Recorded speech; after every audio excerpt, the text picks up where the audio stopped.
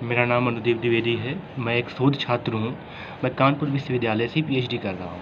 आज मैं एक नया टॉपिक लेकर आया हूँ। नया टॉपिक क्या, मैं आज एक इम्पोर्टेंट चीज़ लेकर आया हूँ आप लोगों के बीच में, जिसमें मैंने मोस्टली उसको एनालिसिस किया और मोस्टली मैंने समझा कि जो भी चीज़ें दी गई थी, जो भी चीज़ें बनाई गई थी, उसमें उसका प्रोसेस क्या था। तो उस केस में क्या हुआ कि मैंने देखा सीधे अकाउंटिंग के बारे में बताया जाता है। जब कभी हम लोग इंटरव्यू देने जाते हैं तो हमसे पूछा जाता है भाई अकाउंटिंग क्या होती है, तो हम बोल देते हैं भाई एंट्री करना और ये सब करना अकाउंटिंग है। ठीक है, हम लोगों को उसका बेसिक नहीं पता होता। लेकिन फिर मैंने भी यही बोला काफ़ी जगह में, जब इंटरव्यू देने गया तो मैंने कहा सर अकाउंटिंग का मतलब हो गया कि लेखा करना, एंट्रीज करना और बैलेंस शीट और ये सब करना अकाउंटिंग होता है। लेकिन ये दोनों अलग अलग विषय हैं जो मैंने नोट किया। सबसे पहले हम लोग ये बात जानेंगे कि अकाउंटिंग क्या है, उससे पहले क्या आता है और उसके बाद क्या आता है। जो मैंने मतलब मैं ये नहीं कहता कि उस चीज़ को मैंने ही समझा, बहुत लोगों ने इस चीज़ को आइडिया लगाया होगा, बहुत लोगों ने इस चीज़ को समझा होगा। तो मैंने सबसे पहले ये देखा कि मैंने जब बुक उठाई तो मैंने उस चीज़ को समझा, उस चीज़ को मैंने गहराई से अंडरस्टैंड किया। उसके बाद मैं आप लोगों के बीच में उसको लेकर आया। तो मैं स्टार्ट करता हूँ। सबसे पहले देखिए 3 चीज़ें होती हैं अकाउंटिंग में, सबसे महत्वपूर्ण चीज़ें होती हैं। जैसे बहुत जगह इंटरव्यू देने हम लोग जाते हैं तो वहाँ पूछेंगे भाई गोल्डन रूल्स क्या हैं अकाउंटिंग के, ठीक है? और उसमें जो कॉन्सेप्ट्स होते हैं वो क्या हैं अकाउंटिंग्स के, कॉन्सेप्ट के अलावा आपके कन्वेंशंस क्या होते हैं, एज्यूम्पशंस क्या होते हैं, बहुत सारी चीज़ें पूछी जाती हैं ऐसी। तो मैं इन चीज़ों को क्लियर करना चाहता हूँ आप लोगों को, ताकि आपको इंटरव्यू देने में दिक्कतें ना हो और अकाउंटिंग का जो बेसिक पैटर्न है वो समझ में आ जाए। देखो, सबसे पहले क्या होता है कि हमारे सामने 2 चीज़ें होती हैं, जो हिंदी के छात्र हैं वो भी समझ लें। सबसे पहले होता है पुस्तपालन, जिसको अंग्रेजी में बोलते हैं बुक कीपिंग, ठीक है? इसके बाद आता है अकाउंटेंसी। अकाउंटेंसी के बाद जो पैदा होता है वो मैनेजमेंट अकाउंट आता है, ठीक है? उसके बाद ही मैनेजमेंट अकाउंट बॉर्न होता है। समझिएगा इसको। देखो, जो बुक कीपिंग होती है, जिसको हिंदी में पुस्तपालन बोलते हैं, बुक कीपिंग का मतलब होता है कि जो हमारी बुक्स हैं ना अकाउंटिंग की बुक्स, जिनमें हम लेखांकन करेंगे, जिनमें हम एंट्रीज करेंगे, उनको रखना बुक कीपिंग कहलाता है। या ये कह सकते हैं कि जो मौद्रिक व्यवहारों को, जो हमारे मॉनेटरी आइटम्स हैं, उनको किसी कॉपी में नोट करना ही बुक कीपिंग कहलाता है, पहला। दूसरा जो अकाउंटेंसी होता है ना, वो उसके बाद का प्रोसेस है। समझिएगा, कंफ्यूज मत होइएगा, बहुत आसान है समझना। ऐसे मान लीजिए जैसे आपने कोई स्टार्टअप किया, कोई बिज़नेस स्टार्ट किया, कोई नई कंपनी स्टार्ट की आपने। तो नई कंपनी स्टार्ट करने के बाद में आपने जो है सीधे जो है आपने बुक्स रखी, उनमें आपने हर चीज़ नोट की और नोट करने के बाद में उस चीज़ को आपने अंडरस्टैंड किया कि भाई ये चीज़ क्या हो सकती है। तो मैंने जो चीज़ें पाई कि जो बुक कीपिंग होती है वो आपकी फर्स्ट बुक है, जो अकाउंटेंसी होती है वो आपकी सेकंड बुक है, और जो इसके बाद मैनेजमेंट अकाउंटिंग आती है ना, वो आपकी थर्ड बुक है। ऐसा मत समझिएगा कॉस्ट अकाउंटिंग कहीं गायब हो गई है, ठीक है? कॉस्ट अकाउंटिंग भी इसका पार्ट है, लेकिन मैं आपको एक सीरियल बता रहा हूँ कि सबसे पहला बुक कीपिंग आता है, फिर अकाउंटेंसी आता है। अगर हम एक बुक में सब्जेक्ट को जोड़ना चाहें, अगर एक बुक में हम चीज़ों को नोट करना चाहें, तो हम इस तरीके से बनाएंगे। सबसे पहले बुक कीपिंग, फिर अकाउंटेंसी। अगर हम बुक्स अलग अलग बनाना चाहें तो पहले बुक कीपिंग बनाएंगे, फिर अकाउंटेंसी बनाएंगे, कॉस्ट अकाउंटिंग करेंगे और उसके बाद मैनेजमेंट अकाउंटिंग करेंगे। उसके बाद हम एनालिसिस एंड इंटरप्रिटेशन कर देंगे आराम से। देखिए, जो बुक कीपिंग होती है, अगर आपसे पूछा जाता है कि journal entries, laser, balancing, trial balance, ये किसके पार्ट हैं, आपके कभी कभी शॉर्ट में हो सकता क्वेश्चन पूछ दिया जाए कि आपका लेज़र, जर्नल एंट्रीज एंड आपका मान के चलिए लेज़र, जर्नल एंट्रीज एंड इसके साथ साथ बैलेंसिंग एंड ट्रायल बैलेंस किसका पार्ट है, तो आप तुरंत बताएंगे कि ये जो है आपका, ये आपका अकाउंटेंसी है सर। आप फ़ौरन बोलेंगे उस चीज़ को, लेकिन इस चीज़ को आप समझिए, अंडरस्टैंड करिए कि ये आपका अकाउंटेंसी का तो पार्ट है, ये अकाउंटिंग का पार्ट है, लेकिन ये अकाउंटेंसी बहुत आगे हो गई। उससे पहले क्या आता है, बुक कीपिंग। तो कहेंगे आप सर ये पुस्तपालन का भाग है। इंट्रीज करना, इंट्रीज करने के बाद में उसको लेज़र में ले जाना, लेज़र से बैलेंसिंग सब लेज़र की करना, ठीक है? और उस बैलेंसिंग को करने के बाद में ट्रायल बैलेंस बनाना। ये क्या किसका काम होता है, ये काम होता है हमारा किसका, बुक कीपिंग का, ठीक है? तो अगर आप मतलब समझ लीजिए कहीं कंपनी में काम करते हैं तो आप बोलेंगे सर मैं अकाउंटेंट हूँ। लेकिन अगर आप जर्नल एंट्रीज करते हैं खाली, लेकिन अगर आप खाली वहाँ पे लेज़र बनाते हैं, ट्रायल बैलेंस तक बनाते हैं, तो आप बुक कीपर हैं, ठीक है? मैं ये नहीं बोलता अकाउंटेंट नहीं, अकाउंटेंट हैं आप अकाउंटिंग में आप प्रैक्टिस में हैं, ये कह सकते हैं अकाउंटेंट फॉर प्रैक्टिस हो गए आप, ठीक है? क्योंकि आप अभी सीख रहे हैं। जैसे मैंने बोला कि राम ने श्याम से माल खरीदा, ठीक है?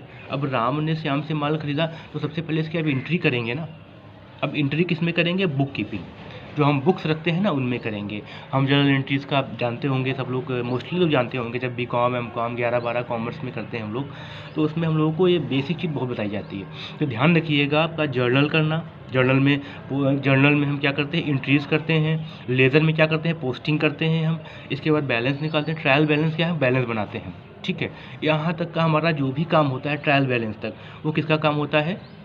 बुक कीपिंग का, ठीक है। आगे बढ़ते हैं।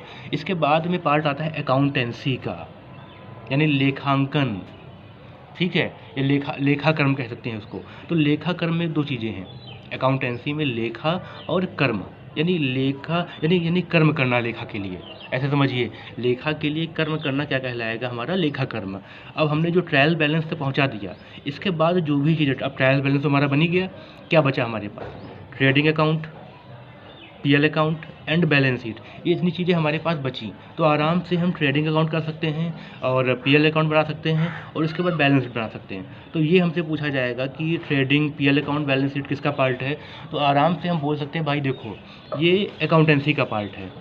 अकाउंटेंसी का पार्ट क्यों है? क्योंकि इसलिए पार्ट अकाउंटेंसी का है क्योंकि हमने पहले ही देखो बुक कीपिंग रखी थी, और बुक कीपिंग मैंने क्या बना दिया सर? मैंने सबसे पहले जर्नल एंट्रीज़ बना दी, मैंने उसके बाद में सर लेज़र बना दिया और ट्रायल बैलेंस बना दिया। हमारा काम ख़त्म हो गया सर, यानी मैं बुक कीपिंग हूँ, मेरा काम ख़त्म हो गया। अब मैं क्या है, मैं अकाउंटेंसी कर रहा हूँ सर, और अकाउंटेंसी करने में सर मेरा जो काम है, मेरा जो रोल एंड रिस्पॉन्सिबिलिटीज़ है सर, मेरा जो काम था वो ख़त्म हो गया वहाँ तक। अब मैं क्या है, मैं अकाउंटेंसी करूँगा। अब अकाउंट आपसे पूछेंगे बेटा ये बताओ बुक कीपिंग और अकाउंटेंसी में डिफरेंस क्या है? आखिरकार तुम जो बोल रहे हो कि मैं अकाउंटेंसी करूँगा, तो आप आराम से कह सकते हैं देखिए सर, अभी क्या है, मैंने पुस्तपालन किया था। पुस्तपालन मतलब मैंने पुस्तकों का पालन किया था। किन पुस्तकों का पालन मैंने किया था? मैंने बुक कीपिंग में जर्नल एंट्रीज़ कर दी सर, क्योंकि ये पुस्तपालन का पार्ट है। ये अभी अकाउंटिंग नहीं, अभी केवल हम जर्नल एंट्रीज़ कर रहे हैं, यानी अभी तो केवल हम उसको लिख रहे हैं, उसको केवल नोट कर रहे हैं। जैसे हमने माल बेचा तो उसको मैंने नोट कर दिया। कैसे नोट कर दिया? जैसे राम को मैंने माल बेचा तो मैंने आराम से एंट्री कर दी, Ram debit to sales account, मैंने आराम से एंट्री कर दी। अब इसके बाद में मैंने बोला मैंने तो एंट्री यहाँ पे की ना, मैंने आगे तो कुछ नहीं किया मैंने। अब जो एंट्रीज़ हमारी होंगी, अब ऐसा तो है नहीं, जब हम बिजनेस करते हैं तो करोड़ों एंट्रीज़ होती हैं, ढेर सारी एंट्रीज़ होती हैं। तो जो ढेर सारी एंट्रीज़ होती हैं, उन ढेर सारी एंट्रीज़ को करने में, तो भाई एंट्रीज़ बहुत सारी होती हैं, एक एंट्री थोड़ी होती है। जब हम माल बेचते हैं तो ऐसा नहीं कि हमारा एक ही प्रोडक्ट बिकता है, हमारे पास वाइड रेंज ऑफ प्रोडक्ट होते हैं, उनको हम सेल करते हैं आराम से और बिकते भी हैं आराम से प्रोडक्ट। तो इस केस में क्या होता है कि हमारे पास हज़ारों एंट्रीज़ होती हैं, ठीक है। तो उन हज़ारों एंट्रीज़ को देखते हुए हज़ारों चीज़ों को हम परचेज भी करते हैं, सेल्स भी करते हैं, और भी सर्विसेज होती हैं, एक्सपेंसेस होते हैं, सैलरी देते हैं, ये सारी एंट्रीज़ हमको करनी पड़ती हैं, ठीक है। तो इन एंट्रीज़ को करने के दौरान, ड्यूरिंग एंट्रीज़, जब हम एंट्रीज़ करते हैं ये सब, तो इस केस में क्या होता है कि हम अभी तो केवल एंट्रीज़ कर रहे हैं, इसलिए हम बुक कीपिंग कर रहे हैं, इसलिए हम पुस्तकों का पालन कर रहे हैं। तो आराम से कह सकते हैं कि सर मैं बुक कीपिंग कर रहा हूँ, मैं केवल अभी तो नोट कर रहा हूँ, मैंने उससे एनालिसिस करना चालू नहीं किया है। जब हम एनालिसिस करेंगे उसका तो क्या कहलाएगा? वो अकाउंटेंसी कहलाएगा। अभी क्या है, मैंने बुक कीपिंग, मैंने एंट्रीज़ कर दी, एंट्री जो हमारे पास रखी थी उन एंट्री से मैंने क्या कर दिया, लेज़र में पोस्टिंग कर दी। अब लेज़र में पोस्टिंग करने के बाद भाई लेज़र क्या होता है जानिए। इन जर्नल एंट्रीज़ में हम जर्नल एंट्रीज़ कर देते हैं बुक बनाकर, बुक जो बिजनेस है, जो भी चीज़ें हैं उनकी पुस्तकें बनाकर हम एंट्रीज़ कर देते हैं आराम से, ठीक है। राम का खाता, श्याम का खाता, वो एंट्रीज़ मैंने कर दिया आराम से। अब एंट्रीज़ करने के बाद हम पोस्टिंग में क्या करते हैं, सबका अकाउंट बनाते हैं अलग अलग, और सबका अकाउंट, जैसे राम का अकाउंट, श्याम का अकाउंट, और आपका सैलरी अकाउंट, कैश अकाउंट, इन सब चीज़ों का अकाउंट्स बनाकर उनमें हम पोस्टिंग करते हैं। हिंदी में कह लीजिए कि उसमें हम खतौनी करते हैं। खतौनी करने में हम क्या करते हैं, जैसे मान लीजिए लिखा है कि Ram DR to sales account, ऐसा लिखा है, तो आप समझ लीजिएगा कि राम को माल बेचा गया है, या ये कह लीजिए कि भाई आप ऐसे समझ लीजिए, भी गोल्डन रूल बताएंगे मैं हम आगे कि गोल्डन रूल्स क्या होते हैं अकाउंटिंग के, तो उसमें समझ में आ जाएगा ये। तो Ram DR to sales account हो गया, तो इसका मतलब ये हुआ कि माल बेचा गया। किसको बेचा गया? राम को बेचा गया, या राम ने बेचा, ठीक है। जो भी चीज़ें हैं इस तरीके से आपको समझ में आ जाएंगी। इसके बाद में मैंने राम का खाता अलग बनाया और सेल्स अकाउंट का खाता अलग बना दिया, मैंने बन गया। राम में एंट्री कर दी मैंने, to sales account, by sales account लिख दिया, और मैंने जो सेल्स अकाउंट में बनाया उसमें बाई राम या टू राम लिख दिया। परचेज किया गया, सेल किया गया, उस पर डिपेंड करता है, वो मैंने बना दिया। ये पोस्टिंग कहलाती है, खतौनी कहलाती है। इसके बाद मैंने इसी से मैंने ट्रायल बैलेंस बनाया। ट्रायल बैलेंस मतलब हमने उधार माल भी बेचा होगा, हमने नगद माल भी बेचा होगा, हमने उधार खरीदा होगा, नगद भी खरीदा होगा। तो उन चीज़ों को डेटर्स एंड क्रेडिटर्स बनाकर उनको मैंने क्या कर दिया, लाइबिलिटी में कर दी, सॉरी पर्टिकुलर में कर दिया, डेबिट साइड में एंड क्रेडिट साइड में कर दिया। एसेट्स जो है मोस्टली जो है वो डेबिट साइड में नोट की जाती हैं और जो लाइबिलिटीज़ होती हैं वो क्रेडिट साइड में नोट की जाती हैं। ट्रायल बैलेंस का रूल बता रहा हूँ मैं आपको। इस तरीके से हमारा ट्रायल बैलेंस जो है वो रेडी हो गया, यानी हम बिल्कुल बुक कीपर बन गए, हमने बुक कीपिंग कर डाली। अब बारी आई कि आपने इतना तो कर दिया, अब इससे तो काम नहीं चलने वाला, आपने इसको एंट्रीज कर दी, उससे वैल्यूएशन करके आपने आंसर कहाँ निकाला, पूरा सवाल आपने सॉल्व कर दिया, लेकिन आपने अगर आंसर नहीं निकाला तो कहाँ मज़ा आएगी, बिल्कुल नहीं आएगी मज़ा। इस केस में क्या हुआ कि मैंने क्या किया, ट्रेडिंग अकाउंट तैयार किया। ट्रेडिंग अकाउंट तैयार करने के बाद में मैंने पीएल अकाउंट तैयार किया। पीएल अकाउंट से मैंने क्या निकाला, नेट प्रॉफिट। ध्यान रखिएगा, ग्रॉस प्रॉफिट जो आता है उसी के बाद नेट प्रॉफिट आता है। नेट प्रॉफिट निकाला। नेट प्रॉफिट निकालने के बाद में मैंने क्या किया, जब नेट प्रॉफिट निकल आया फिर उस नेट प्रॉफिट को हम बैलेंस शीट में लेकर गए और हमने बैलेंस शीट मिलाया। फिर मैंने देखा हमारे पास नेट प्रॉफिट कितना था और हमारी बैलेंस शीट की हमारी नेट एसेट कितनी है या हमारी नेटवर्थ क्या है। और मैंने एक नया वर्ड बोला, नेटवर्थ। नेटवर्थ क्या होती है, equity plus preference plus reserve and surplus बराबर क्या होता है, इक्वल बराबर क्या होता है, नेटवर्थ होता है। ध्यान रखिए, कभी कभी इंटरव्यूज में क्वेश्चन पूछ दिए जाते हैं, सर नेटवर्थ क्या होती है ज़रा बताइए मुझे, तो आप आराम से याद बता देंगे कि equity share capital, preference share capital और प्लस क्या होता है, रिजर्व एंड सरप्लस बराबर नेटवर्थ। ये नेटवर्थ होती है सर हमारी। अच्छा, आपसे अगर पूछा जाए हिंदी में नेटवर्थ क्या होती, तो हम कह देंगे कि सर हम रेवेन्यू जनरेट कर रहे हैं, या कह लीजिए जो हमारा जो बैलेंस आया है ना, जो बैलेंस हमारा आया है इक्विटी और प्रेफरेंस और रिजर्व सरप्लस का इक्वल क्या है आज, क्योंकि हम ज़्यादातर कैपिटल में जोड़ते हैं ना वो नेट प्रॉफिट, तो उससे हमें नेटवर्थ कहाँ पहुँच रही है। तो जो हमारा नेट प्रॉफिट होता है या ग्रॉस प्रॉफिट होता है वो हलचल पैदा करता है। ध्यान रखिएगा इतना। इस तरीके से क्या हो गया, हमारा अकाउंटेंसी हो गया।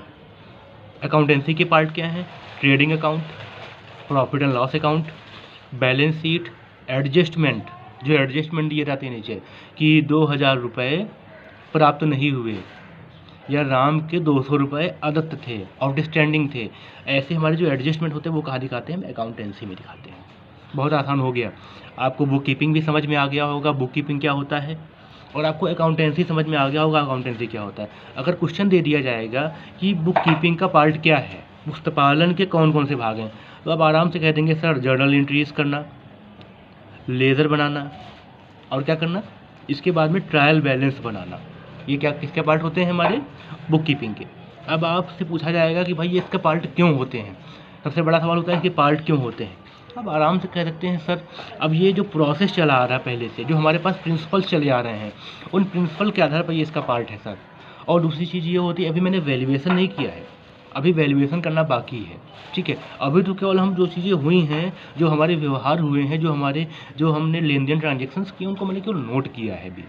इसके बाद में तो हम मेन आंसर तो बाद में बताएंगे आपको, जब अकाउंटेंसी करेंगे हम तब बताएंगे, तो उसको भी समझ में आएगा, सामने वाले को भी समझ में आएगा नहीं इसने रेडी किया है, और आपको भी समझ में आएगा सर मुझे करना क्या है, कैसे करना है मुझे, ठीक है। और अकाउंटेंसी में क्या आता है मैंने बता ही दिया आपको, trading account, profit and loss account, balance sheet and इसके बाद में एडजस्टमेंट जो होते हैं वो सब आ जाते हैं, नोट्स वोट्स जो भी चीज़ें हैं वो आ जाती हैं। इतना भैया हो गया काम। इतना हो जाने के बाद में हमारा कॉस्ट अकाउंटिंग भी होता है। भाई कॉस्ट अकाउंटिंग में क्या करते हैं, हम किसी भी टॉपिक की या किसी भी पर्टिकुलर ऑर्गेनाइजेशन की कॉस्ट निकालते हैं कि मैंने जो माल बनाया है, मैंने जो गुड्स बनाया है, मैंने जो सर्विसेज दी हैं, आखिर उनकी कॉस्ट क्या है, व्हाट इज़ कॉस्ट। इतना कर लेने के बाद में जो मैनेजमेंट अकाउंटिंग पैदा हो जाती है, महत्वपूर्ण तो वो होती है। मैंने बैलेंस शीट कर ली, मैंने बैलेंस शीट को नोट कर लिया। अब खाली बैलेंस शीट को नोट कर लेने से काम चल जाएगा, नहीं चलेगा। और बैलेंस शीट बनाई क्यों जाती है, अगर पूछा जाए कि ये बताइए कि हम कंपनीज़ में बैलेंस शीट क्यों बनाते हैं, क्या आवश्यकता है बैलेंस शीट की, कभी कभी सवाल पूछ सकते हैं आपसे कि बैलेंस शीट क्यों बनाई जाती है, पीएल अकाउंट क्यों बनाया जाता है, तो ग्रॉस आपका ये जो ट्रेडिंग अकाउंट है क्यों बनाया जाता है। अगर आपसे पूछा जाए ट्रेडिंग अकाउंट क्यों बनाया जाता है, तो आप कहेंगे सर ग्रॉस प्रॉफिट जानने के लिए। आप पूछेंगे आपकी पीएल अकाउंट क्यों बनाया जाता है, सर नेट प्रॉफिट जानने के लिए। लेकिन बैलेंस शीट क्यों बनाई जाती है, ये आप आइडिया लगाइए, बैलेंस शीट क्यों बनाई जाती है। तो पर्सनली मैंने समझा उस चीज़ को, बैलेंस शीट इसलिए बनाई जाती है ताकि उसका हम एनालिसिस कर सकें और इंटरप्रिटेशन कर सकें, ताकि जो आगे हम मैनेजमेंट करेंगे, ताकि आगे जो हम डिसीजन लेने वाले हैं, जो हम डिसीजन लेंगे आगे, उनमें हमें फ़ायदा मिले कि पहले हमारा खर्चा क्या था, आज हमारा खर्चा क्या आ रहा है। कहीं कहीं किसी किसी कंपनी में आपने देखा होगा कि बजटेड बैलेंस शीट बनाई जाती है। बजटेड का मतलब जानते हैं? बजट बनाया जाता है, एक बैलेंस शीट का एज्यूम्पशन बनाया जाता है, देखा जाता है कि क्या एक्चुअल में ऐसा होने वाला है। जैसे आपने देखा होगा standard cost and actual cost, ये दो चीज़ें होती हैं। स्टैंडर्ड क्या है, हम पहले से ही नॉलेज के आधार पर, यानी स्टैंडर्ड कॉस्ट कैसे बनेगी, बैलेंस शीट हमने बनाई थी, उसी बैलेंस शीट से उसी पीएल अकाउंट से ये कॉस्ट निकल कर आएंगी। मैं बताऊंगा पिछली बार हमारी 200 रुपये लागत आई थी, इस बार 220 रुपये लागत आने की आशंका है, आपने बना दिया, एक्चुअल में 180 रुपये लागत आई, तो आप फेवरेबल में हैं, ठीक है, आपके फेवर में वो चीज़ है, जो कि आपने जो आइडिया लगाया था उससे कम लागत आई। और यहाँ तक का इससे एक हमें आइडिया लगे, क्योंकि पर्टिकुलर एकदम परफेक्ट आइडिया लगाना बहुत मुश्किल होता है। हम इतना आइडिया लगा सकते हैं कि हाँ हमारी लागत ये आएगी, और पर यूनिट कॉस्ट कम करना कंपनी का पर्पज़ होता है, आप जानते हैं, ठीक है, पर यूनिट कॉस्ट कम करना। इस तरीके से क्या है कि वो चीज़ें क्लियर हो गई, आराम से क्लियर हो गई। तो इसका मतलब है आपसे अगर पूछा जाता है बैलेंस शीट क्यों बनाई जाती है, तो आप आराम से कहेंगे सर बैलेंस शीट इसलिए बनाई जाती है ताकि हम उससे एनालिसिस कर सकें और इंटरप्रिटेशन कर सकें, यानी विश्लेषण कर सकें और निर्वचन कर सकें। क्यों कर सकें? ताकि आगे फ्यूचर में हम, क्योंकि बिजनेस जो है हमारा जो होता है वो गोइंग कॉन्सर्न होता है, ठीक है, कंसिस्टेंसी वाला होता है हमारा बिजनेस। मैं आपको एज्यूम्पशन बता रहा हूँ, गोइंग कॉन्सर्न कंसिस्टेंसी, यानी लगातार चलने वाला बिजनेस होता है, वो कभी ख़त्म नहीं होता। तो एक साल में हमको काम नहीं करना है, ज़िंदगी भर कंपनी को काम करना है, जब तक वो इंसॉल्वेंट नहीं हो जाती, जब तक वो कंपनी अपने आप को रिमूव नहीं कर देती, ख़त्म नहीं कर देती। ऐसे केस में क्या है कि देखिए, ऐसे केस में ये होता है कि जब कभी कंपनी कोई स्टार्टअप करती है, स्टार्ट कर रही, चल रही है, हम हमेशा ही मानकर चलते हैं बिजनेस गोइंग कॉन्सर्न रहेगा, यानी हमेशा चलता रहेगा, हमेशा चलता रहेगा, कभी ख़त्म नहीं होगा, हमेशा चलता रहेगा, उसी के बेस पर हम काम करते हैं। तो जो बैलेंस शीट बनाई जाती है वो इसी बेस पे बनाई जाती है कि बैलेंस कब हमारा जो कंपनी कभी ख़त्म नहीं होने वाली। ये आज की बैलेंस शीट हमारे कल काम आएगी, कल की परसों काम आएगी, परसों की अगले साल काम आएगी, अगले साल से अगले साल काम आएगी, ऐसे काम आएंगी बैलेंस शीट हमारी। तो इस तरीके से इस केस में क्या है कि आप आराम से जवाब दे सकते हैं, सर बैलेंस शीट इसलिए बनाई जाती है ताकि मैं एनालिसिस कर सकूँ एंड इंटरप्रिटेशन कर सकूँ, और उससे क्या है मैं डिसीजन ले सकूँ कि इन फ्यूचर मुझे कैसे वर्क करना है, हाउ टू वर्क, कैसे मुझे वर्क करना है, किस तरीके से मुझे वर्क करना है, हमें कहाँ पर मैंने कमियाँ पाई बनी, कहाँ पर मुझे सुधार करने की आवश्यकता है। ये सब चीज़ें कहाँ से निकल कर आती हैं? बैलेंस शीट से। ऐसे उसमें लिखा नहीं होगा कि आप इसमें सुधार करिए, लिखा नहीं होगा, आपको समझना है। एक मैनेजमेंट अकाउंटेंट जो होता है ना, वो फ़ौरन इस चीज़ को आइडिया लगा लेगा कि कहाँ से आपको सुधार की आवश्यकता है। अब आपको समझ में आ गया होगा बुक कीपिंग क्या है, अकाउंटेंसी क्या है, ठीक है, और इसके बाद में क्या क्या आगे होता है प्रोसेस, वो मैंने बता दिया, ठीक है। इतना तो हो गया आपका काम। अब इसके बाद में जो मेन पॉइंट है वो पैदा होता है हमारा अकाउंटिंग कॉन्सेप्ट, अकाउंटिंग प्रिंसिपल्स, यानी किस किस बेस पे डिपेंड रहता है ना अकाउंटिंग, वो महत्वपूर्ण होता है, वो इम्पोर्टेंट होता है। आइए आगे जानते हैं।